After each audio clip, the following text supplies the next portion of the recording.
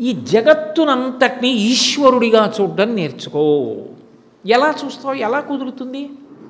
అది ఎలా సాధ్యం అంటే విశ్వరూపోపాసనము అని మనకి ఉపాసన కాండలో ఒక బలమైనటువంటి ఉపాసన ఉంది.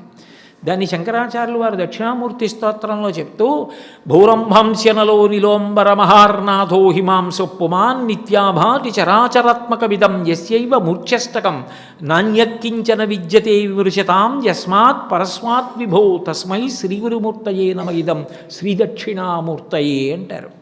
నిజానికి ఈ విశ్వమునందు ఏది కనపడుతోందో అది ఈశ్వరుడు తప్ప వేరొకటి కాదు. అలా చూడడం ముందు ప్రారంభం చేయి.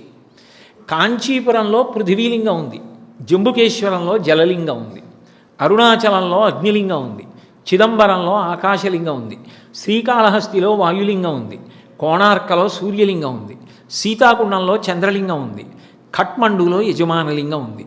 ఈ 8 కానిది ఏదైనా ఉంటే నాకు చెప్పు 9వది. ఇంకేముంది?